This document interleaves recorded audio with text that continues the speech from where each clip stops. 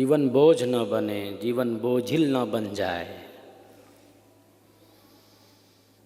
जीवन आनंददायी बने। इसीलिए तो अध्यात्म का मार्ग है, धर्म का मार्ग है, योग मार्ग है, भक्ति मार्ग है।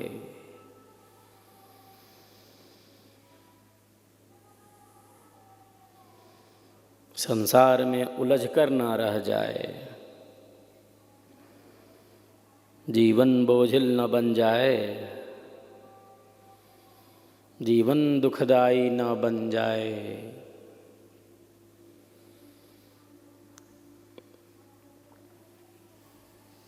वस्तुतः जीवन जो है उसका अनुभव हो जाए। जीवन और सत्य कोई दो वस्तु तो नहीं।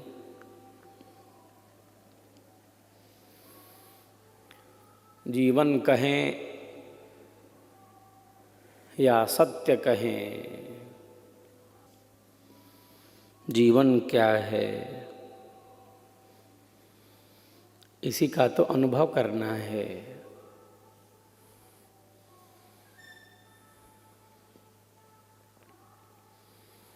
जो है उसका अनुभव।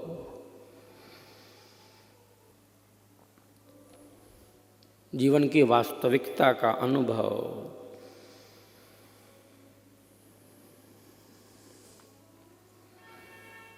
क्योंकि जीवन अद्भुत है, जीवन अनमोल है, सबसे बड़ी संपदा है ये मानव जीवन।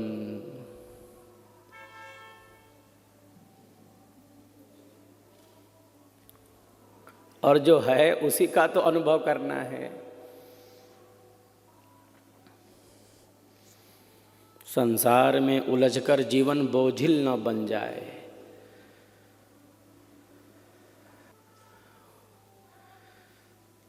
संसार के सुखों में, संसार के दुखों में उलझकर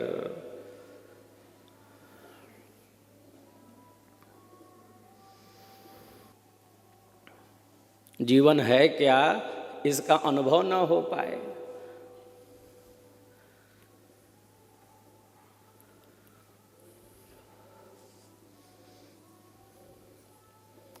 तो जो है उसका अनुभव।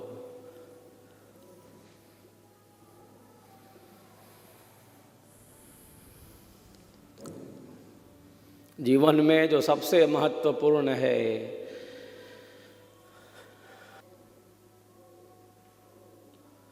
जीवन में जो सबसे महत्वपूर्ण है वह कुछ अन्य नहीं, वह जीवन की वास्तविकता है।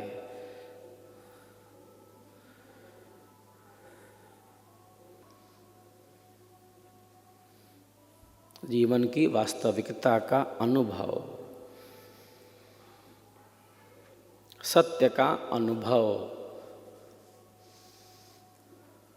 जो है उसका अनुभव और कुछ नहीं। जो है उसका अनुभव, जो बदल रहा है हर क्षण हर पल।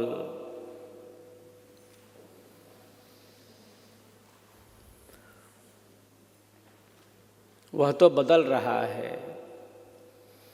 और हर क्षण बदल रहा है।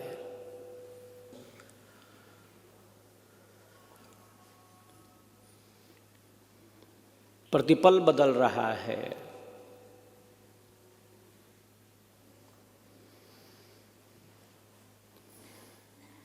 जो ये परिस्थिति है यह समय भी नहीं रहेगा, यह भी बदल जाएगा। तो संसार बदल रहा है।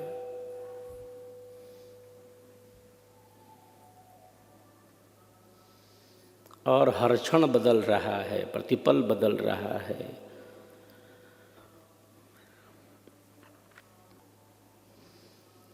हमारे शरीर के परमाणु प्रतिपल बदल रहे हैं, बदलते जा रहे हैं। तो अनुभव किसका करना है? अनुभव जो है और केवल है नहीं, जो था और केवल था नहीं, जो रहेगा।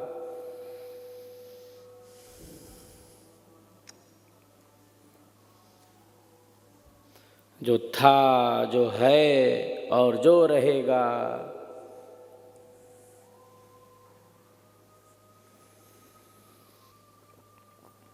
जो नित्य है, जो सनातन है,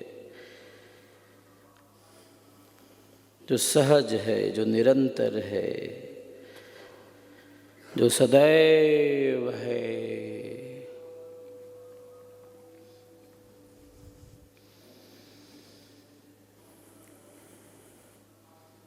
जीवन इसीलिए मिला है।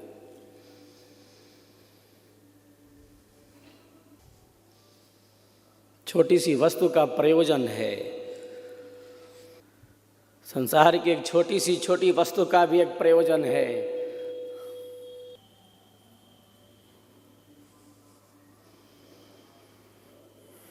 एक व्यक्ति बाजार से जाता है,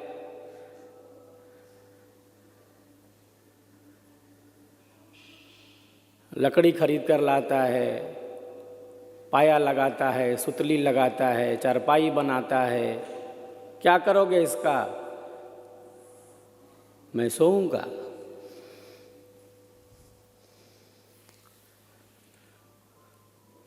जिसको व्यापार करना है वो बेचेगा।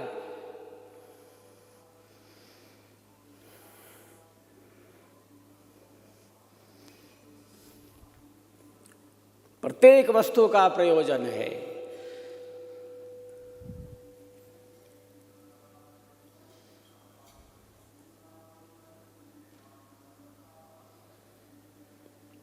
जीवन जो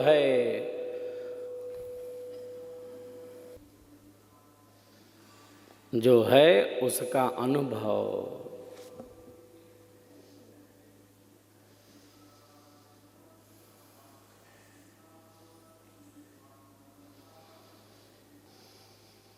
हम जीवन कहें, हम सत्य कहें,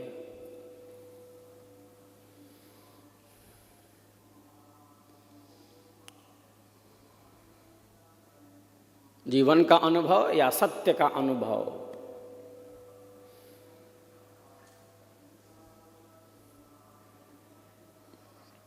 एक ही बात है।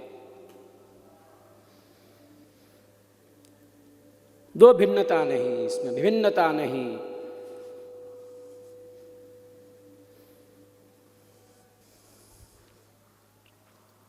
तो सबसे बड़ी संपदा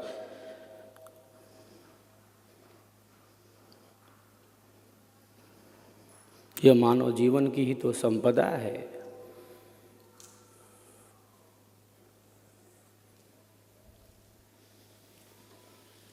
सबसे बड़ा जो धन है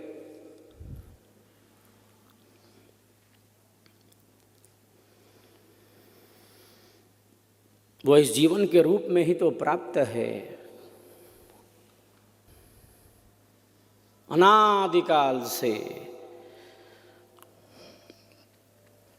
आत्मा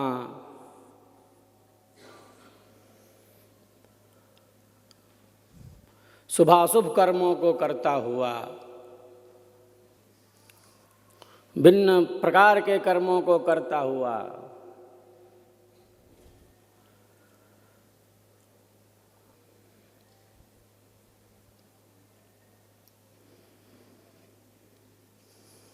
इस चक्र में निरंतर गतिमान है। एक शरीर प्राप्त किया, शरीर छूट गया,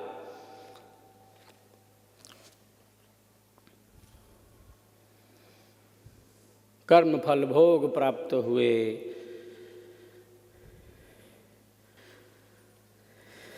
यह यात्रा चल रही है।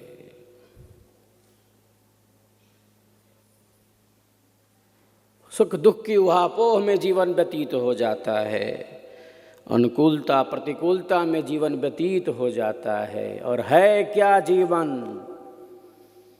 क्यों मिला था जीवन? जीवन है क्या, जीवन कहते किसे हैं।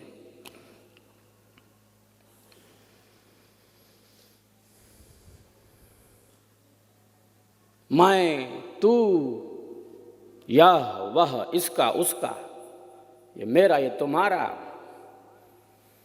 बीत गया जीवन, एक जीवन, अनंत अनंत जन्म और जीवनों से नाना प्रकार के कर्मों को करते हुए।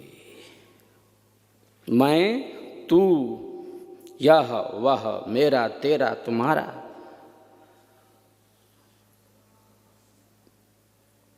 मृत्यु शैया पर पड़ा व्यक्ति भी कामनाओं से ऐसे वशीभूत है, इच्छाओं का ऐसा दास गुलाम बना बैठा है, कामनाएं इतनी भरी पड़ी हैं, इच्छाएं इतनी भरी पड़ी हैं, मन में इतना चल रहा है। जीवन के अंतिम पड़ाव पर भी पहुंचकर जीवन के प्रति वह दृष्टि, वह बोध, वह विवेक कहाँ जागृत हो पाता है। अपितु वह भोग, वह लिप्सा और बढ़ने लगती है। और जैसे अग्नि में स्वाहा करते हैं, घी डालते हैं तो अग्नि कम होगी कि बढ़ेगी। जीवन जो है उसका अनुभव। इसलिए धर्म का संचय, धर्म का संचय, सत्संगति,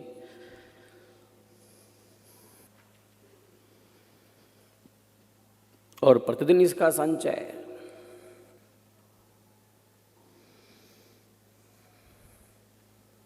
क्योंकि ज़्यादातर हमारा जो विचार है वो भूत में,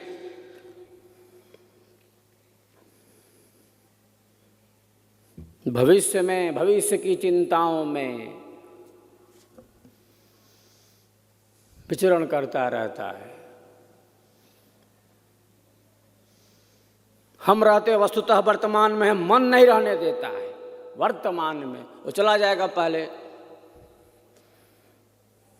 वो बार बार पहले लेके घुमाएगा इधर उधर, पहले नहीं जाएगा तो आगे का कुछ विचार चिंतन लाएगा। जो है वर्तमान, उसमें स्थित रहने का,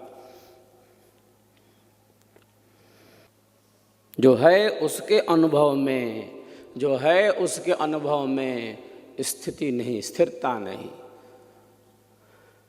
जो बीत चुका है, जो है नहीं, उसी में, या जो आने वाला है जिसका कुछ पता नहीं, उसमें, कल्पनाओं में।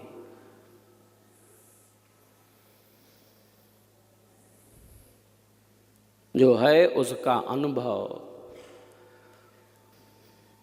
एक ऐसी सहज अवस्था, एक ऐसी दृढ़ स्थिति हम सबकी, जब एक साधक अपने विचारों को, अपने भावों को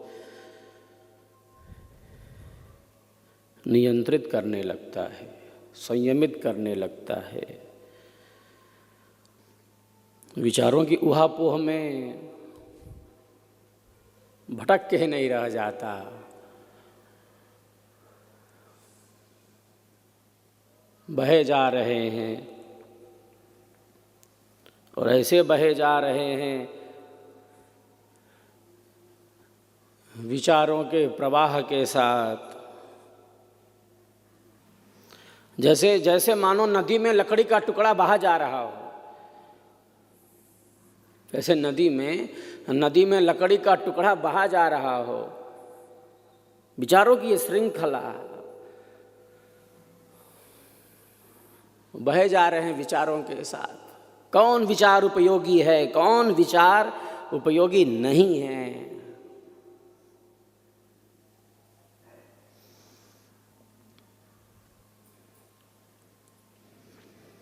कौन विचार उपयोगी है, कौन विचार उपयोगी नहीं है, बहुधा कोई नियंत्रण नहीं इस पर। तो विचार तो आते हैं बहुत बार, ऐसे विचार जिन विचारों से हम घबरा जाते हैं बहुत बार,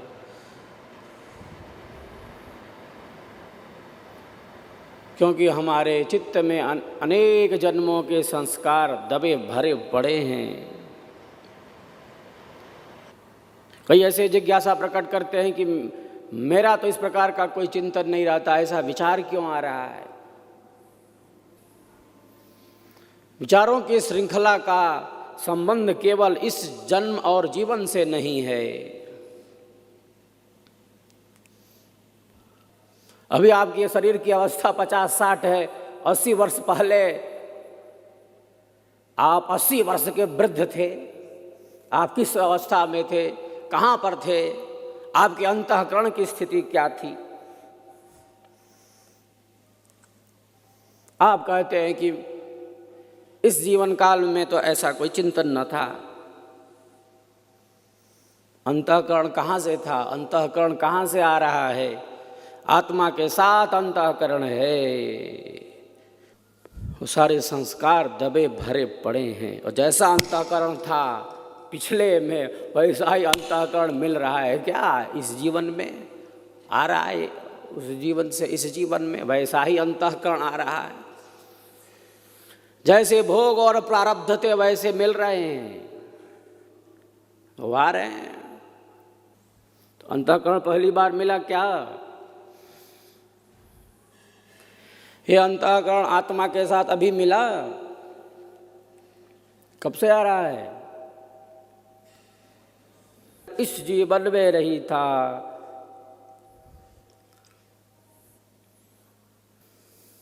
पूर्व की स्थिति का आपको बोध नहीं, पूर्व की स्थिति का आपको ज्ञान नहीं। जैसा अंतःकरण था लगभग वैसा वैसा मिलेगा। और जैसा अभी है, वर्तमान है, जैसा है अभी वैसा आगे जाएगा। जैसा पहले था वैसा अभी मिला। और जैसा अभी चल रहा है, जिस प्रकार के कर्म हैं, जिस प्रकार के भोग हैं, जिस प्रकार की क्रियाएं हैं, अभी वर्तमान में जैसा जीवन चल रहा है यही आगे ले जाएगा।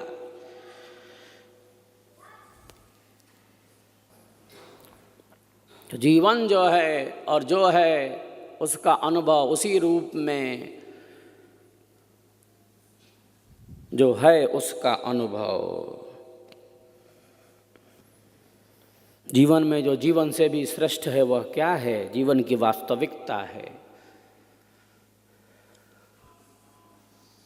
हम कौन हैं, हम कहाँ से आए हैं, क्या कर रहे हैं और कहाँ जाना है।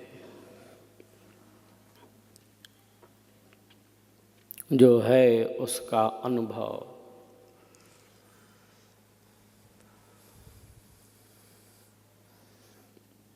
नहीं तो बीत रहा है जीवन और बड़ी तेजी से बीत रहा है। समय जा रहा है, समय का घोड़ा दौड़ा जा रहा है, भागा जा रहा है। सुबह होती है, शाम होती है, उम्र यूं ही तमाम होती है। उम्र यूं ही तमाम करने के लिए थोड़ी है।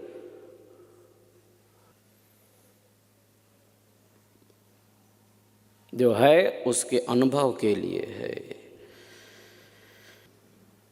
तो धर्म का संचय,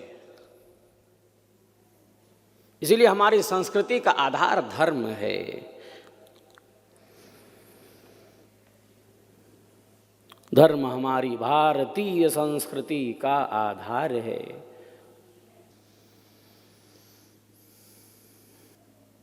और हमने अगर धर्म की रक्षा नहीं की तो धर्म भी हमारी रक्षा नहीं करेगा।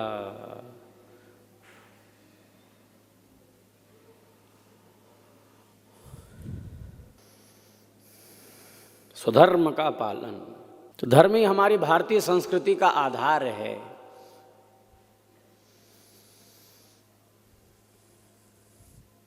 सबका अपना एक स्वधर्म है, स्वधर्म है।